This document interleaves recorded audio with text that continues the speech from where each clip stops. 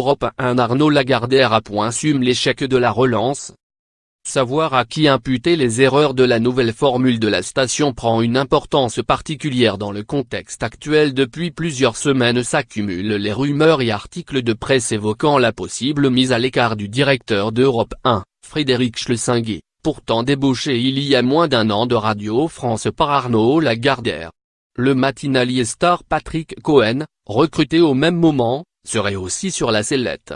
Pour corriger le tir, le patron du groupe ferait venir un nouveau transfuge de Radio France, le directeur des programmes, Laurent Guimier, ancien d'Europe 1. En parallèle, la nouvelle stratégie d'Arnaud Lagardère, qui désengage son groupe des médias et du sport, relance les débats sur la pertinence de ses choix. Europe 1 ne fait pas partie des actifs promis à être vendus, mais le gérant actionnaire du groupe en avait fait une affaire personnelle en prenant lui-même la présidence, il y a un an.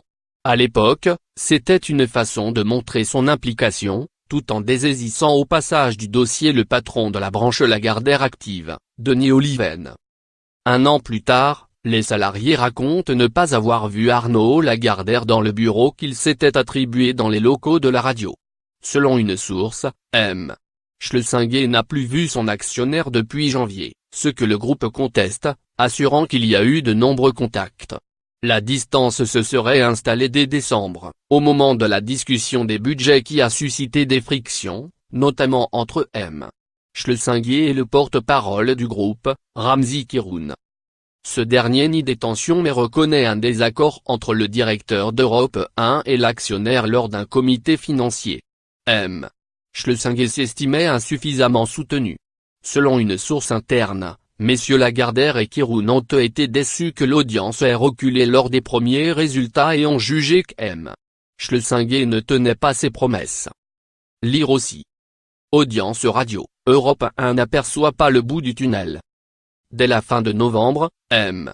Kiroun disait dans Le Parisien qu'Arnaud Lagardère va changer de doctrine en ce qui concerne la grille des programmes d'Europe 1 et demandait à la direction des changements rapides. J'ai toujours dit qu'il nous fallait 3 ans pour atteindre nos objectifs, répondait au début de janvier dans Le Monde M. Schlesingé. Celui-ci avait fait le constat en interne que la matinale de Patrick Cohen ne prenait pas auprès des auditeurs, et avait procédé à quelques ajustements.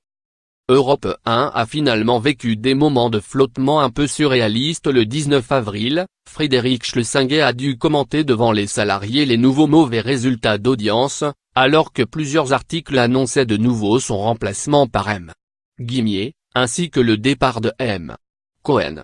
Je n'en sais rien, a dû répondre le directeur de la station, alors que l'actionnaire gardait le silence radio.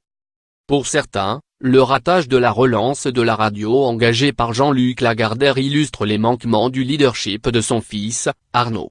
L'épisode rappelle les difficultés de la branche sport, qu'Arnaud Lagardère a créé mais qu'il juge désormais non prioritaire pour le groupe. Jeudi, à l'Assemblée générale, l'héritier a pourtant affiché sa confiance, promettant de rester président d'Europe 1. Quant aux éventuels changements de direction, il a demandé d'attendre quelques jours, voire une petite semaine ou deux, pour avoir une réponse. Lire aussi. Europe 1 poursuit sa dégringolade.